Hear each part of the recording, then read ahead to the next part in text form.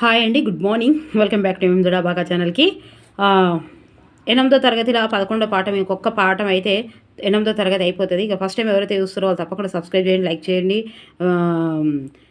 ఇంకేం చేస్తారు, షేర్ కూడా చేయరు. ఎందుకంటే 1వ తరగతి నుంచి ఇప్పుడు 8వ తరగతికి వచ్చినాం. 1వ తరగతి నుంచి బుక్ చూపించుకుంటూ ఇట్లనే మొత్తం వీడియోస్ చేసినాయి. ఫస్ట్ టైం చూస్తున్న వాళ్ళకి చెప్తున్నా. ఇంకా సోషల్ ఉన్నాయి. ఇది 3వ దశ తెలుగులో చేయడం. ఇంకా మొత్తం అలంకారాలు కానీ పద్యాలు కానీ మొత్తం ట్రిక్స్ ద్వారా ప్లేలిస్టులు పెట్టినా చూడండి. అవి సైకాలజీ ఉన్నాయి ప్లేలిస్టులో, అన్నీ ఉన్నాయి. ప్లేలిస్టులో ఏమేమి ఉన్నాయి? సైకాలజీ ఉన్నాయి, షైన్ ఇండియా ఉంది, న్యూస్ పేపర్ ఉంది, విద్యా దృక్పథాలు ఉన్నాయి, తెలుగు ఉంది, అండ్ ఇవి సోషల్. ఓకే, ఇది 3వ దశ తెలుగులో 1వ తరగతి నుంచి. ఇప్పుడైతే బుక్స్ చూపించుకుంటా, మొత్తం బుక్కులు అట్టతో సహా చూపించుకుంటా 1వ తరగతి నుంచి ఇప్పుడు 8వ తరగతికి వచ్చిన. ఇంకా 2 తరగతులు అయితే అయిపోతుంది. నిజంగానే ఇది ఒక్క కామెంట్ రాశారు, మేడం ఇంకా 2 తరగతులు తొందరగా వేసేయండి, ఇవి 30 మార్కులు కంప్లీట్ అయిపోయినట్టే టెట్ వరకు అని చెప్పారు. సో నిజంగా అందుకే తొందరగా వేసేస్తున్నానండి. మీరు మాత్రం అన్నీ ప్రిపేర్ అవుతూ ఉండండి. ఓకే, ముందుగా కాపు బిడ్డ 11వ పాఠం. కాపు బిడ్డ గంగుల షాయిరెడ్డి. ఇంట్లోకెళ్ళి ఖచ్చితంగా ఒకటి వస్తుంది. కాపు బిడ్డ ప్రక్రియ ఏంటిదంటే కావ్యం. ఇది ఇతివృత్తం ఏంటంటే రైతుల జీవితం. రైతులు అనగానే కాపు బిడ్డ అని గుర్తుకు రావాలి, కాపోళ్ళు అనగానే రైతులు అనేది గుర్తుకు రావాలి. ఓకే, వీళ్ళకి ఎక్కువ వ్యవసాయం ఉంటుంది కాబట్టి రైతు అని గుర్తుకురండి. కావ్య అనగానే రెండే గుర్తుకు రావాలి, కావ్యం, కావ్య, కావ్య కాపు, కావ్య కాపు, కావ్య కాపు, కావ్యం కాపు. మనకి ఇది కొంచెం సింక్ అయితే లేదు కానీ, అంటే కాపు బిడ్డ అనగానే కావ్యం అన్నట్టు గుర్తుండదు మనకు. కాపు బిడ్డ రైతు అని అంటే మనకి ఏదైనా కథనమా, ఇది కథండనా, ఏది ఉండదు. బుక్ చూడడానికైతే అసలే తెలిసి ఉండదు, అంటే గెస్ చేయడానికి కూడా రాదు. అందుకే కావ్య కాపు, కావ్య కాపు అని గుర్తుపెట్టుకోండి. ఓకే, కావ్యం అంటే ఏంటి? ఏదైనా వర్ణించి చెప్పడం. గంగుల షాయిరెడ్డి, ఈ గంగుల షాయిరెడ్డి. ఓకే, కాపు బిడ్డ షాయిరెడ్డి బిడ్డ. కాపు అంటే తెలుసు కదా, కాపోళ్ళని రెడ్డిస్ కూడా అంటారు, రెడ్డిస్ని కూడా కాపోళ్ళు అంటారు. కాపు బిడ్డ షాయిరెడ్డి, కాపు బిడ్డ రెడ్డి, బిడ్డ రెడ్డి, కాపు రెడ్డి, కాపు రెడ్డి రెండింటికి. కాపోళ్ళు అంటే రెడ్డిస్ కూడా, కాపోళ్ళని కూడా రెడ్డిసే అంటారు కదా. షాయిరెడ్డి అనగానే కాపు గుర్తుకు రావాలి. ఇక్కడ వరకు ఇది క్లియర్ అయిపోయిందా? తొలి జల్లు వచ్చింది తొలకరించింది, పదవోయి రైతన్న పాటు చెయ్యంగా, హలమే మన సౌభాగ్య బలమనుచు, చాటి పొలము దున్నలోయి, పొలికేకబెట్టి బలము నీవే జాతి, కలిమి నీవేరా, పాతారాల బంగారు పంట నింపుర. సో ఏ ప్రాణికైనా బ్రతకడానికి ఆహారం అవసరం. ఆ అవసరాన్ని తీర్చేది వ్యవసాయం. వ్యవసాయం చేసేవారు రైతులు. వారిని కష్టాలు నిత్యం వెంటాడుతుంటాయి. ఏడాదిలో మూడు కాలాల్లో ఎప్పటి పనులు అప్పుడే కాచుకొని ఉండి రైతులను తీరికగా ఉండనీయవు. అరుగాలం కష్టించి పనిచేసిన హాయిగా బతకలేరు. దినాదిన గండము, అమాయకత్వము, అహింసాతత్వము రూపుకట్టిన రైతుల కడగండ్లను వివరించడమే, శ్రామిక జీవనం పట్ల గౌరవాన్ని పెంపొందించడమే ఆ పాఠ్యభాగ ఉద్దేశం. నిజంగా మా ఊరికి పోతే, మా ఊరి దగ్గర గవి వడ్లు వేసేది ఉన్నది. ఆ వడ్డు వేసే దగ్గర ఉన్నది. ఆ పాపము మన వర్షం వస్తేనైతే 2 గంటల రాత్రి కురికొచ్చిరు. అందరూ వచ్చి ఒకటే అవి ఏనేసిరు. అందులో అవి పైన వడ్లు ఉన్నాయి. అవే ఆ వడ్ల పైన మొత్తం ఏంటిది అది ఏమో ప్లాస్టిక్ కవరు. 2 గంటలకు మొత్తం ఫ్యామిలీ. వామ్మో ఎంత కష్టం. మళ్ళీ గడగడ అంటే గిట్లా దేవుణ్ణి యాద్ చేసుకుంటూ కూర్చుంటారు. దేవుడా ఇప్పుడు రాళ్ళు పడొద్దు అది అని చేసిన కష్టం. నిజంగా అది అబ్బో వాళ్ళకే తెలుస్తుంది అది. ఈ పాఠము కావ్య ప్రక్రియకు చెందింది. వర్ణాలతో కూడినది కావ్యం. ఒక రోజు నేను వీడియో చేయలేదు. ఆ రోజు మొత్తం కరెంట్ పోయిందా. మా ఇంట్లో 2 మామిడి చెట్లు ఉన్నాయి.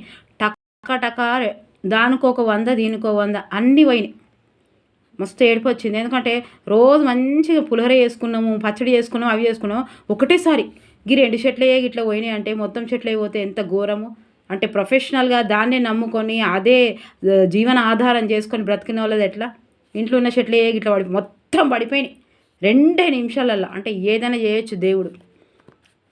అందుకే ప్రస్తుతం పాఠ్యాంశం గంగుల షాయిరెడ్డి రచించిన కాపుబిడ్డ కావ్యం. కాపుబిడ్డ కావ్యము కర్షక ప్రశంస అనే భాగంలోనిది. ఓకే, కాపుబిడ్డ కావ్యంలోని కర్షక ప్రశంస అనే భాగంలోనిది. రైతు జీవన విధానం, జీవన కారుణ్యం, త్యాగబుద్ధి, విరామం, ఎరుగని శ్రమ ఇందులో వర్ణించబడ్డాయి. గంగుల షాయిరెడ్డి ఏం చేసిండంటే కాపు బిడ్డ తెలుగు పలుకులు వలుకుతే వర్షయోగం జరిగి మద్యపానం నిషేధమైంది గంతే. నిజంగా ఈ కాపు బిడ్డ అంటే ఎవరు? రైతు బిడ్డ. ఈ కాపు బిడ్డ ఏం చేసిందంటే తెలుగు పలుకులు వలుకుతుంది. కాపోళ్ళు తెలుగు పలుకులు వలుకుతే ఏం అవుతుంది? వర్షయోగం అవుతుంది. వర్షయోగం జరిగితే ఏమవుతుంది? మద్యపాన నిషేధం అవుతుంది. నిజంగా ఒకసారి చూద్దాం ఈ పాఠ్యాంశాన్ని. ఎప్పుడు 1890 1975. ఈ పాఠ్యాంశాన్ని రాసిన కవి గంగుల షాయిరెడ్డి. కాపుబిడ్డ జనగామ జిల్లాలోని జీడికల్లు గ్రామం వీరి జన్మస్థలం. జనగామ జిల్లా జీడికల్లు గ్రామం. 2 జీజీ మీదనే ఉన్నాయి షాయిరెడ్డిది. ఓకే. షాయిరెడ్డి రచనల్లో కాపుబిడ్డ కావ్యంతో పాటు కాపుబిడ్డ అనేది ఏంటిది? కావ్యం. కాపుబిడ్డ అనేది ఏంటిది? కావ్యం. సో తెలుగు పలుకులు, వర్షయోగం, మద్యపాన నిరోధం అనేవి ముద్రితాలు. ఇంకా గణిత రహస్యం, ఆరోగ్య రహస్యం అనే అముద్రిత రచనలు కూడా ఉన్నాయి. ఈ అముద్రిత రచనలు కూడా ఇచ్చే అవకాశం ఉన్నది ఇట్లా కరెక్ట్గా ఇచ్చినప్పుడు. ముద్రితనే ఏంటి? ఈయన గంతే చెప్తున్నా కదా. కాపుబిడ్డ తెలుగు పలుకులు వలుకుతే తెలుగు పలుకులు వలుకుతే వర్షయోగం వచ్చింది. తెలుగు పలుకులు నోట్లకి వెళ్ళి రాగానే వర్షం వచ్చింది. అయ్యో జర వర్షం పడు అనగానే వర్షం వచ్చింది. వర్షం పడితే ఏమైంది? మద్యపాన నిషేధమైంది. బాగా వర్షం వస్తే ఇక తాగుడు బంద్ చేసిర్రు. వర్షయోగం అయితే తాగుడు బంద్ చేసిర్రు. ఎవరు పలికిండ్రు? కాపుబిడ్డ తెలుగు పలుకులు వలికింది. వర్షయోగం జరిగింది. మద్యపానం నిషేధమైంది. That shit. చాలా ఈజీ. తెలుగు పలుకులు ఎవరు వలికిర్రు? షాయిరెడ్డి. తెలుగు పలుకులు వలుకుతాడు. కాపుబిడ్డ ఎట్లా వలికిండు? తెలుగులో వలుకుతాడు. కాపుబిడ్డ పాపం ఎట్లా వలుకుతాడు? ఇంగ్లీష్లో వలకడు, తెలుగులోనే వలుకుతాడు. ఓకే. ఇంగ్లీష్ రాదు కాపుబిడ్డకి, ఇంగ్లీష్ రాదు, తెలుగే వస్తుంది. తెలుగు పలుకులు వాడతాడు. ఆయనకి ఎప్పుడు ఏం కావాలి? వర్షయోగం కావాలి. వర్షయోగం ఎవరు కావాలబ్బా? కాపుబిడ్డకే కావాలి. ఇట్లా స్వతంత్రంగా కూడా గుర్తుపెట్టుకోవచ్చు. వర్షయోగం ఎవరు కావాలి? ప్రభాసు. ఆమె పేరేం పేరు? హీరోయిన్ పేరు? అయ్యో, ఈ ప్రభాసు త్రిషకు అనుకుంటురా? కాదు. ఈ వర్షయోగము రైతులకు కూడా కావాలి. ఓకే. తెలుగే మాట్లాడతారు రైతులు కాబట్టి తెలుగు పలుకులు వాడతారు. వర్షయోగం కావాలి ఎవరికి? వీళ్ళకి కావాలి. మరి వాళ్ళు పాపం ఊకే రైతులు బాగా తాగితే, మద్యపానం తాగితే ఏం చేస్తారు?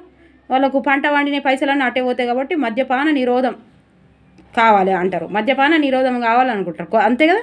అనేవి ముద్రితాలు. ఇంకా గణిత రహస్యము, ఆరోగ్య రహస్యము. ఈయన గణిత రహస్యం లెక్కలు చేసిండు. లెక్కలు ఎందుకు చేసిండు? ఈ వ్యవసాయం ఎట్లా చేసిండో చూడడానికి లెక్కలు చేసిండు. ఆరోగ్య రహస్యం, ఆరోగ్యంగా ఉంటేనే రైతు మంచిగా ఉంటుంది అన్నట్టు కాపు బిడ్డకి ఇట్లా అన్నాడు. అవి ముద్రత కాలేదు. ఇంతే చిన్నగా. ఆయన శైలి సరళంగా, సులభంగా గ్రహించగలిగినది. ఎవరిది? షాయి బిడ్డది. ఎట్లుంటుంది? సరళంగానే ఉంటుంది, సులభంగా ఉంటుంది. తెలుగు పలుకులు వలుకుతాడు కదా. సహజ కవిగా పేరు పొందిన పోతన్న పట్ల ఆరాధనాభావం గల షాయిరెడ్డి. ఈయనకి ఎవరి మీద ఆరాధన అబ్బా? ఎవరికి? ఈ పోతన్న మీద ఆరాధన భావం బాగుంటుంది గంగా షాయిరెడ్డికి. ఆయన ఆదర్శంగా తీసుకొని అటు హలంతో ఇటు కలంతో సమానంగా కృషి సాగించాడు. హలం అంటే నాగలి కదా, కలం అంటే ఇంకా రాసేది. ఓకే. కాపుబిడ్డ ఏం చేసిండు? తెలుగు పలుకులు వలికిండు. కాపుబిడ్డ ఏడబ్బా జనగామ జిల్లా జీడికల్లు. 2 జీజీ మీదనే ఉన్నాయి. జీడికల్లు జరిగడ. షాయిరెడ్డి ప్రక్రియ ఏంటిదబ్బా? కావ్య కాపు షాయిరెడ్డి కాపు బిడ్డ రెడ్డి. ఈయన ఎక్కడి నుంచి చేసుకున్నారు? ఇది కావ్యం. కాపుబిడ్డ అనే కావ్యంలో నుంచి కర్షక ప్రశంస నుంచి భాగంలో నుంచి తీసుకున్నారు. ఈయన జనగామ జిల్లా జీడికల్లు గ్రామంలోది. సో ఇక కాపుబిడ్డ అనేది ఏంటిది? కావ్యం. ఓకే. తెలుగు పలుకులు వలికిండు కాపుబిడ్డ. వర్షయోగం కావాలన్నాడు. మద్యపాన నిరోధం కావాలన్నాడు. ఆయన కళలు నెరవేరినాయి. తర్వాత గణితం మంచిగా రావాలన్నది. గణిత రహస్యం కూడా చెప్పిండు, కానీ బయటికి రాలేదు. ఆరోగ్య రహస్యం కూడా చెప్పిండు. ఎవరు? ఈయన సహజ కవి పోతన గురించి చాలా ఆయన ఆదర్శాన్ని తీసుకున్నాడు ఈయన. ఇప్పుడు మంచిగా ఉన్నాడు. ఓకే. చూద్దాం. మండు వేసవి ఎండ మంటలు గ్రాకుచు బూనిస పని సేయు మౌనులెవరు వానలో నానుచు వణుకుచు హలుముని చలియందు దున్నుడి సాదిలెవరు రాళ్ళల్లో నడివిలో రాతి రింబవలను తడబాటు లేనట్టి తపస్సులెవ్వరు తల క్రింద చేయుడి గులక శిలల పైన వేతలే లేక నొరిగిన వెత్తలెవరు. వెత్త అంటే తెలిసినవారు. ఓకే. కష్ట సుఖముల ద్వంద్వ సమాసము. కష్ట సుఖముల నొక రీతి గడుపు వారు శత్రుమిత్రుల సమానముగా సైచువారు సైరికులు అంటే రైతులు, సైరితు కర్షకులు అన్న సైరికులు అన్న సైనికులు కాదు సైరికులు, ఇది కూడా ప్రీవియస్ బిట్టు. సైరికులు దప్పనంతటి శాంతులెవరు కాన చేమూడ్చి వారినే గౌరవింతు. ఏమంటండి అంటే మంటలు మండే ఎండాకాలపు ఎండలో మగ్గిపోతూ కూడా చేపట్టిన పని కొనసాగించే ఋషులెవరు? వానలో నానుతూ చలికి వణుకుతూ నేలను దున్నే సాధువులు ఎవరుంటారు? ఇంకా రాత్రనక రాత్రనక నేలల్లో అడవుల్లో తడబడకుండా తిరిగే తాపస్సులెవరు? ఎన్ని బాధలున్నా లెక్క చేయక గులకరాలితోటి నేల మీదుగా తలకిందులు చేసి పెట్టుకొని మిశ్రమించే విజ్ఞానులెవరు? కష్ట సుఖాలకు ఒకే విధంగా శత్రుమిత్రులను ఒకే మాదిరిగా సహించే శాంత స్వభావులెవరు? రైతులుగాక అందుకే చేతులు జోడించి వారికి మొక్కి గౌరవిస్తాను అంటాడు. చూసిరా ఎంత మంచిగా అంటాడో. కార్చిచ్చులోబడి కంట కమ్ముల ద్రొక్కి వడగండ్ల దెబ్బల వడుదివువు పెనుగాలిచే దుమ్ము కనులందు బడుచుండ నురుము మెరుములో నుందువీవు మంచు పైబడుచుండ మాపు శీతలంలో పచ్చిక నేలపై పండుదీవు కటిక చీకటి గప్పి ఎటుదారి గనక నాకలి దప్పించే నడలు దీవు. అన్నియుడముల గుడిచి నీ విల్లు జేర నాలు పిల్లలు గూటికై ఎంగలార్చ చలనమింతనై లేని ఏ సంయమీంద్ర కర్షక నిన్ను చేమూడ్చి గౌరవింతు. ఇక్కడ ఏమంటున్నట్టే, ఓ కర్షక, మిక్కిలి వేడిమిని సహించి పుండ్ల మీద నడిచి వడగండ్ల వాన పావులవుతావు, కానీ దుమ్ములు కమ్మిన ఉరుములు మెరుపులతో ఉన్న చలించవు. మంచు కురిసే రాత్రి వేళల్లో చలిలో పచ్చిక నేల మీదనే నిద్రపోతావు. ఎటు దారి కానరాని కటిక చీకటి రాత్రుల్లో అప్పుడప్పుడు ఆకలి దప్పులతోనే కాలం గడపవలసి వస్తుంది. ఇన్ని కష్టాలు భరించి నీవు ఇంటికి చేరినప్పుడు భార్య పిల్లలు ఆకలితో అన్నానికై అంగాలార్చక యతీశ్వరుని వలె ఏ మాత్రము చలనం లేకుండా ఉండే నీకు చేతులు జోడించి నమస్కరిస్తున్నాను అన్నాడు. ఎండల వేడికి నెత్తి మేడలు లేక చెట్టుల నీడకు చేరినావు. కొలది అంటే కొలది చినుకులకే కొంపంత తడియగా పొదరిండ్ల బురదలో మొదలినావు. పొదరిల్లు అంటే ఏంటిది? పొదరిల్లు లతలతో కూడినది. గడగడ వడుకుచు గడ్డివాముల నూరి చలికాల మెట్టులో జరిపినావు. పుట్ట లొల్కుల మిట్ట బట్టి మాపటి వేళ గాఢంధకారము గడిపినావు. సర్ప వృచ్చిక వ్యాఘ్రతి జంతువులను అంటే ఏంటిది? పాములు, తేళ్ళు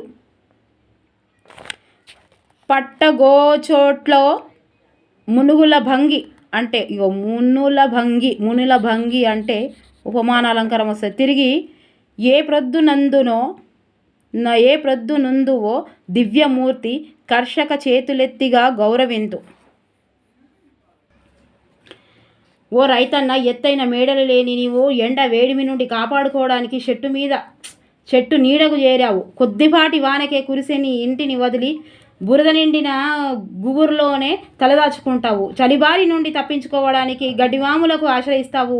పని మీద పడి కటిక చీకటికి రాత్రులందు కూడా పుట్టలు మిట్టలపై సంచరిస్తుంటావు. పాములు, తేళ్ళు, పులులు వంటి క్రూర జంతువులకు నిలమైన తావుల్లో కూడా మునుల వలె ఎల్లవేళలా తిరిగేవాడివే నీవు. దివ్యమూర్తివే. అట్లాంటి నీకు నేను చేతులెత్తి నమస్కరిస్తున్నా అంటున్నాడు. ఇక్కడ ఏమున్నది? పని ఉన్నా లేకున్నా బ్రహ్మముహూర్తాన తప్పక లేచేడి తాపసేంద్ర, తెలిసియో తెలియకో దినమునకొకసారి తానంబు అంటే స్నానం, ఓకే, ప్రకృతి వికృతులలో చేసేడి మౌనిచంద్ర, ఉండియో లేకనో ఎత్తమాహారంబు చక్కగా గుడిచేడి సంయమింద్ర, వచ్చాయో రాకనో వదురుబోతువుగాగా మిత భాషితము సేయు యతికులేంద్ర, కూటిల నటమును గర్వము కొంటెతనము వన్నె చిన్నలు లేని సద్వార్తనుడువు. ఈగ ఎందను రాగినో యోగి చంద్రివ కర్షక చేతులెత్తినే గౌరవింతు. ఏమంటాడు హలికుడా, పని ఉన్నా లేకున్నా నియమంగా తెల్లవారుజామున లేచి నీవు గొప్ప తాపసివే. తెలుసుకో తెలియకో రోజుకోసారైనా స్నానమారిచించే నీవు మునిశ్రేష్ఠునివే. ఉండో లేకనో ఎల్లప్పుడూ సాత్విక ఆహారమే గ్రహించే నీవు ఋషీశ్వరునివే. తెలియతనం వల్ల తక్కువ మాట్లాడే స్వభావం గల నీకు యతిరాజివే. కుటీల ప్రవర్తన, గర్వము, కొంటె పనులు, ఆడంబరాలు లేని మంచి నడవడి నీది. నీ ఒక యోగివి, శ్రేష్ఠుడవు, దాన గుణంపై మక్కున గలవాడువు. ఇన్ని సుగుణాలున్న నీకు నా వందనాలు అంటున్నాడు.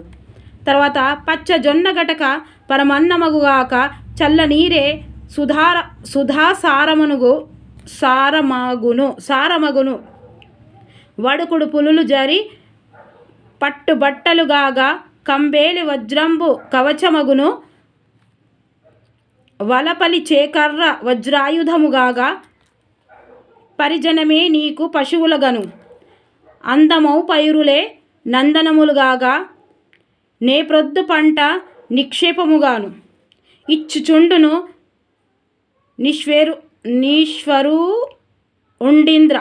నీశ్వరునింద పదవి వచ్చుచుండెను ప్రకృతి బల్వలపు చేత దాని జూడవు కన్నెత్తి తాపసేంద్ర కర్షక నిన్ను కేలెత్తి గౌరవింతు అంటాడు. ఓ కృషివలుడా, నీకు పచ్చజొన్న గట్కె పరమన్నము, పలుసని చల్లని అమృతము, చేతితో వడికిన నూలు బట్టలే, పట్టు వస్త్రాలు కప్పుకునే గొంగడే నీకు చెక్కు చెదరని కవచము, కుడి చేతిలోని ముళ్ళు గర్ర నీకు వజ్రాయుధము, పశు సంపదే నీకు పరివాహరము, నీవు పెంపు చేసిన పంట చేనులే నందన వనములు, పండించి వంటనే నిధి నిక్షేపాలు. ఓ మునిశ్రేష్ఠ, ఈ విధంగా భగవంతుడు నీకు ఇంద్ర పదవిని ఇస్తున్నాడు. ప్రకృతి కాంతయే నిన్ను వలిచి వచ్చిన ఆమెను నువ్వు కన్నెత్తైనా చూడక నీ వృత్తిలోనే మిన్నగా భావిస్తావు. అందుకే నీకు చేతులెత్తి నమస్కరిస్తున్నాను అంటున్నాడు.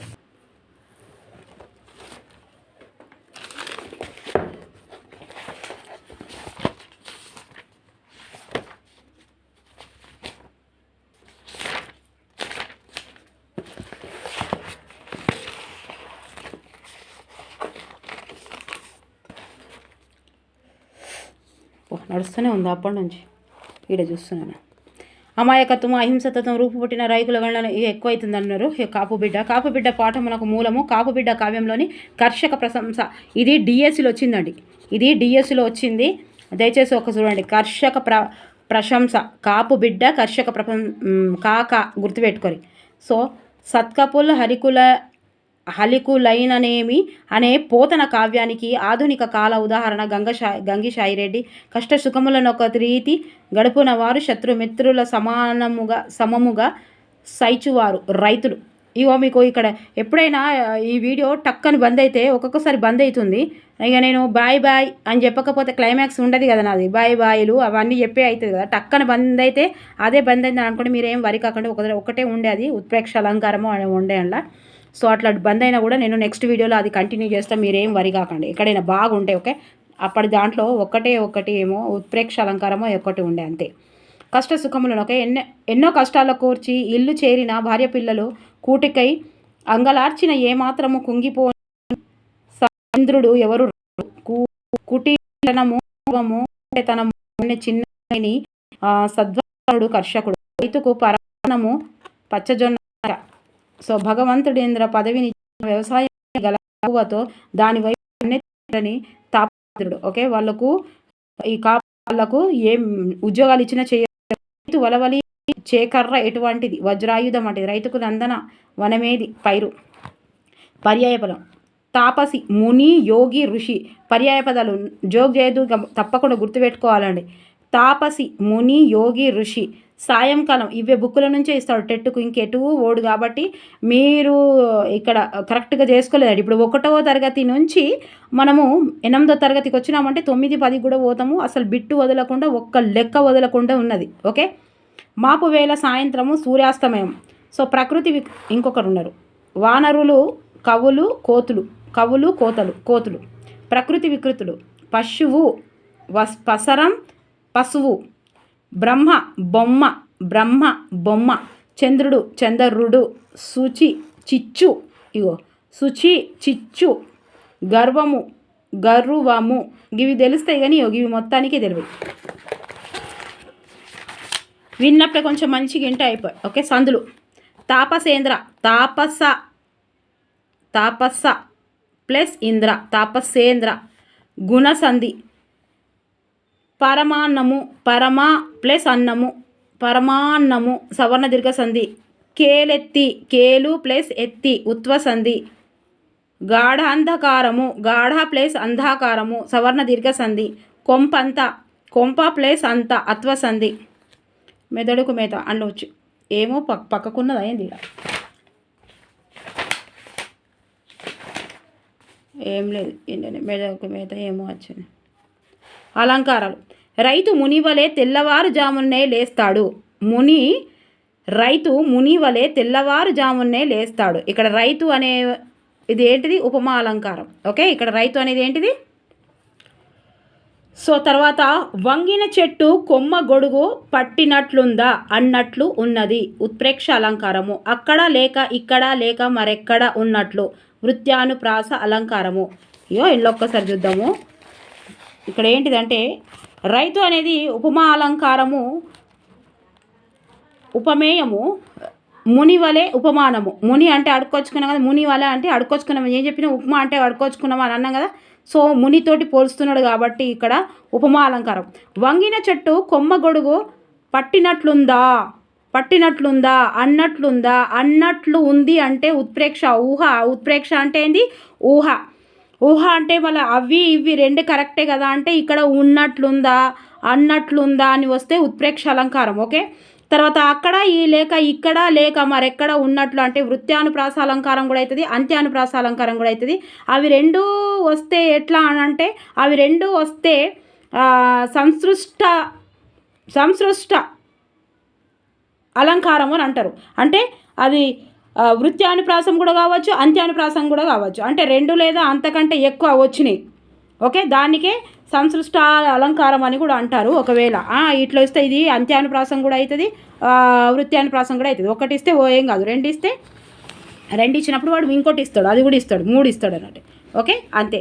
రైతు ముని వల్ల తెల్లవారుజామునే లేస్తాడు, ఉపమా అలంకారము.